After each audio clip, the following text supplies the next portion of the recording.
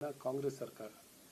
ಹಾಗಾಗಿ ಏನೊಂದು ಸಾಧನೆ ಮಾಡಲಿಕ್ಕೆ ಸಾಧನಾ ಸಮಾವೇಶವನ್ನ ಇವತ್ತು ಈ ಕಾಂಗ್ರೆಸ್ ಸರ್ಕಾರ ಮೈಸೂರಿನಲ್ಲಿ ಸಾಧನಾ ಸಮಾವೇಶವನ್ನು ಮಾಡ್ತಾ ಇದ್ದಾರೆ.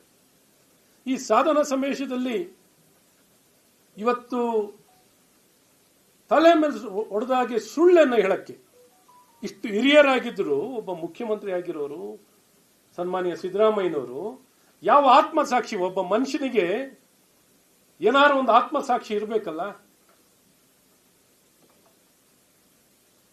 ಒಂದು ಆತ್ಮಸಾಕ್ಷಿ ಎಳ್ಳಷ್ಟು ಆತ್ಮಸಾಕ್ಷಿಯನ್ನು ಇಟ್ಕೊಳ್ಳದೆ ಸುಳ್ಳನ್ನು ಹೇಳ್ಕೊಂಡು ಸುಳ್ಳನ್ನೇ ಸತ್ಯ ಅಂತ ಹೇಳಿ ಸಮರ್ಥಿಸಿಕೊಂಡು ಇವತ್ತು ಸಾಧನಾ ಸಮಾವೇಶದಲ್ಲಿ ಮೂಢ ಹಗರಣ ಆಗಿರೋದಕ್ಕೆ ಒಬ್ಬ ಮುಖ್ಯಮಂತ್ರಿ ಸ್ಥಾನದಲ್ಲಿದ್ದವರು ಮೂಢ ಹಗರಣವನ್ನು ಏನಂತ ಹೇಳ್ತಾರೆ? ವಾಲ್ಮೀಕಿ ಹಗರಣದಲ್ಲಿ ಏನ್ ಹೇಳ್ತಾರೆ? ವಾಲ್ಮೀಕಿ ಹಗರಣದಲ್ಲಿ ನೇರವಾಗಿ ಅವರೇ ಒಪ್ಕೊಂಡಿದ್ದಾರೆ, ನೇರವಾಗಿ ಹಣ ವರ್ಗಾವಣೆ ಆಗಿರುವಂತದ್ದು, ಸೈಟ್ ಅನ್ನು ಅವರೇ ವಾಪಸ್ ಕೊಟ್ಟಿದ್ದು, ಭ್ರಷ್ಟಾಚಾರ ಯಾವ ಗಾತ್ರದಲ್ಲಿ ಭ್ರಷ್ಟಾಚಾರ ಆಗಿರುವಂತದ್ದು, ಅಥವಾ ಸರ್ಕಾರ ಅಧಿಕಾರಿಗಳ ಆತ್ಮಹತ್ಯೆಗಳನ್ನ ಬಗ್ಗೆನ, RCB ಸ್ಟ್ಯಾಂಪೇಡಿನ ವಿಚಾರದಲ್ಲ, ಹಗಲು ದರೋಡೆಯನ್ನ ಪ್ರತಿಯೊಂದರಲ್ಲೂ ಕಮಿಷನ್, ಎಲ್ಲಾ ಕಡೆ ಕಮಿಷನ್ ಕಮಿಷನ್ ಕಮಿಷನ್ 100% ಇಂದ ಕೆಲವು ಕಡೆ 100%ಗೆ 100% ಭ್ರಷ್ಟಾಚಾರ, ಇನ್ನೊಂದಿಷ್ಟು ಕಡೆ 80% 60% ಈ ಪರ್ಸೆಂಟ್ಗಳಲ್ಲೇ ಭ್ರಷ್ಟಾಚಾರ.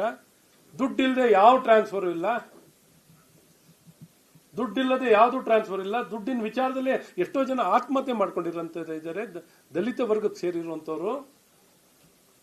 ಇವತ್ತು ಚಂದ್ರಶೇಖರ್ ಆಗ್ಲಿ, ಆ ಪುರುಷೋತ್ತಮ ಆಗ್ಲಿ, ಎಲ್ಲ ದಲಿತ ವರ್ಗಕ್ಕೆ ಸೇರಿದವರ. ಇಂಥ ಅಧಿಕಾರಿಗಳೇ ಈ ಸರ್ಕಾರದಲ್ಲಿ ಯಾವ ಇತಿಹಾಸದಲ್ಲಿ ಯಾವ ಸರ್ಕಾರದಲ್ಲೂ ಯಾವ ಅವಧಿಯಲ್ಲೂ ಸರ್ಕಾರಿ ಅಧಿಕಾರಿಗಳು ಯಾವ ತರ ಆತ್ಮಹತ್ಯೆ ಮಾಡಿರೋದು ನೋಡ್ಕೊಂಡಿದ್ದೀರಾ ಸರ್? ಯಾವ್ದು ನೋಡಿದಿರ ರೀ? ಇತಿಹಾಸದಲ್ಲಿ ಎಲ್ಲ ಅಧಿಕಾರಿಗಳು ಇವತ್ತು ಆತ್ಮಹತ್ಯೆಗಳು ಮಾಡ್ಕೊಳ್ಳುವಂಥದ್ದು ಆಗ್ತಿದೆ. ಸೊ ಇಂಥದ್ನೆಲ್ಲರ ಮಧ್ಯದಲ್ಲಿ ಓಲಿ ಒಂದು ಗುಣಮಟ್ಟ ಶಿಕ್ಷಣ ಕೊಡ್ತಾ ಇದಾರಾ? ಇಲ್ಲ. ಬಾಣತಿಯರ ಸಾವು, ಕಣ್ಣು ಮುಂದೆ ಬಾಣತಿಯರ ಸಾವು, ಸಾವಿನ ಸರ್ಕಾರ ಅಂತ ಏನಾರಿದ್ರೆ, ಕೊಲೆಗಡಕ ಸರ್ಕಾರ ಅಂತ ಏನಾರಿದ್ರೆ ಇವತ್ತಿನ ಈ ಕಾಂಗ್ರೆಸ್ ಸರ್ಕಾರ ಕೊಲೆಗಡಕರು. ಉತ್ತರನೇ ಇಲ್ಲ. ಸ್ಮಾರ್ಟ್ ಮೀಟರ್ ಹಗರಣ, ಹಗಲು ದರೋಡೆ, ಸ್ಮಾರ್ಟ್ ಮೀಟರ್ ನಲ್ಲಿ ಉತ್ತರ ಇಲ್ಲ. ಬೆಲೆ ಏರಿಕೆ, ಮಹಾರಾಷ್ಟ್ರದಲ್ಲಿ ನೋಡ್ರಿ 26% ಕರೆಂಟಿನ ದರವನ್ನ ಇಳಿಸ್ತಾ ಇದ್ದಾರೆ, 26%. ಇಲ್ಲಿ ಫಿಕ್ಸೆಡ್ ಚಾರ್ಜಸ್ ಇನ್ನು ಮುಂದಿನ 3 ವರ್ಷಕ್ಕೆ, ಇನ್ನು ಮುಂದಿನ 3 ವರ್ಷಕ್ಕೂ ಸೇರಿಸಿ ಇನ್ಕ್ರೀಸ್, ಪ್ರತಿ ವರ್ಷಕ್ಕೂ ಈಗಲೇ ರೇಟ್ ಫಿಕ್ಸ್ ಮಾಡಿಬಿಟ್ಟಿದ್ದಾರೆ. Unit charges, fuel charges, smart charges. ಹಗಲು ದೊರಡೆ ಎಲ್ಲಿ ಕಂಡಲ್ಲಿ ದೊರಡೆಯನ್ನು ಹೊಡೆದು ಆರೋಗ್ಯ ಸೇವೆಯಲ್ಲಿ ಔಷಧಿ ಮಾತ್ರೆಯನ್ನು ಕೊಡ್ಲಿಕ್ಕಾಗಿಲ್ಲ. ಇವತ್ತು ಮೂಲಭೂತ ಸೌಕರ್ಯವನ್ನ ಆರೋಗ್ಯ ವ್ಯವಸ್ಥೆಯಲ್ಲಿ ಸಂಪೂರ್ಣ ಕುಸಿತ ಆಗಿರೋದು. ಬಾಣಂತಿಯರ ಸಾವು, ನೇರವಾಗಿ ಬಾಣಂತಿಯರನ್ನ ಕೊಂದಂತ ಏನಾರ ಸರ್ಕಾರ ಇದ್ರೆ ಈ ಕಾಂಗ್ರೆಸ್ ಸರ್ಕಾರ, ಸನ್ಮಾನ್ಯ ಮುಖ್ಯಮಂತ್ರಿಗಳಾಗಿರುವಂತ ಸಿದ್ದರಾಮಯ್ಯನವರ ನೇರವಾಗಿ ಜವಾಬ್ದಾರಿ ಇರುತ್ತೆ. ಮತ್ತು ಕಾಲು ತುಳಿತಕ್ಕೆ ಒಂದು ಸರ್ಕಾರನೇ ಇದು. ಕಾಲು ತುಳಿತ ನೇರವಾಗಿ ನಾವು ನೋಡಿದಾಗ ಸ್ಟ್ಯಾಂಪೇಡಿಂಗ್ ಮಾಡ್ತಿರೋಂಥದಕ್ಕೆ ಉತ್ತರ ಇಲ್ಲ. ಯಾವುದಕ್ಕೆ ಸಮರ್ಥಿಸ್ಕೊಂಡಿದ್ದಾರೆ? ಏನಾರು ಒಂದು ಒಳ್ಳೆ ಕೆಲಸ, ಒಳ್ಳೆ ಗ್ಯಾರಂಟಿ ಯೋಜನೆ ಹೇಳಿದ್ದಾರೆ. ಗ್ಯಾರಂಟಿ ಯೋಜನೆಲಾರ ತಿಂಗಳ ಅವ್ರಿಗೆ ದುಡ್ಡು ಕೊಡ್ತಿದ್ದಾರೆ. ಒಬ್ಬರು ಗ್ಯಾರಂಟಿ ಸಮಿತಿ ಅಧ್ಯಕ್ಷರು ಹೇಳ್ತಾರೆ ನಾವು ಗ್ಯಾರಂಟಿ ಕೊಡೋದೇ ಗ್ಯಾರಂಟಿ ಇಲ್ಲ ಅಂತ ಹೇಳ್ತಾರೆ. ಗ್ಯಾರಂಟಿ ದುಡ್ಡು ಕೊಡೋದು ಗ್ಯಾರಂಟಿ ಇಲ್ಲ ಅಂತ ಹೇಳ್ತಾರೆ. ಒಬ್ಬ ಗ್ಯಾರಂಟಿ ಸಮಿತಿ ಅಧ್ಯಕ್ಷರೇ ಹೇಳುವಂತ ಮಾತು, ದುಡ್ಡು ಕೊಡೋದು ನಾವು ಡೌಟು. ಕೊಡ್ತಿದ್ದವ್ರನ್ನೆಲ್ಲ ಹಾಗಾಗಿ ಜನ ಕೊಡ್ತಾ ಇರೋ ಸಂಖ್ಯೆನ ಹಂಗೆ ಕಡಿವಾಣ ಆಗ್ತಾ ಇದಾರೆ. ಕೊಡೋದು ಗ್ಯಾರಂಟಿ ಇಲ್ಲ ಅಂತಿದ್ದಾರೆ. ಕೊಡೋದಕ್ಕೆ ಸಂಬಳನ ಇದು ಅಂತ ಕೇಳ್ತಾರೆ. ಏನ್ ಇವ್ರ ಜೋಬಿಂದ ಕೊಡ್ತಿದ್ದಾರೆ? ನೇರವಾಗಿ ಸರ್ಕಾರದ ಖಜಾನೆ ಹಣವನ್ನು ಲೂಟಿ ಹೊಡಿತಾರೆ.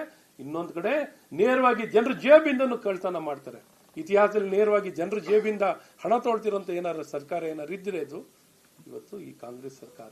ಸೊ ಎಲ್ಲ ಏರಿಕೆ, ಪೆಟ್ರೋಲ್ ಬೆಲೆಯಿಂದ ಹಿಡಿದು ಪ್ರತಿಯೊಂದು ಕರೆಂಟು, ಹಾಲು, ಸ್ಟಾಂಪ್ ಪೇಪರು, ಪ್ರಾಪರ್ಟಿ ಟ್ಯಾಕ್ಸ್, ಸಾರಿಗೆ, ಎಲ್ಲ ಮೆಟ್ರೋ, ಬಸ್ಸು, ಇನ್ನೊಂದು ಎಲ್ಲ ಯಾವ್ದೆಲ್ಲ ಹಾಲು ಇಂದ ಹಿಡಿದು ಎಲ್ಲ ಬೆಲೆ, ಬರ್ತ್ ಸರ್ಟಿಫಿಕೇಟ್, ಡೆತ್ ಸರ್ಟಿಫಿಕೇಟ್, ಕೊನೆ ಸಂಸ್ಕಾರ ಮಾಡಬೇಕು ಅಂದ್ರೂ ರೇಟ್ ಜಾಸ್ತಿ, 200%, 300%.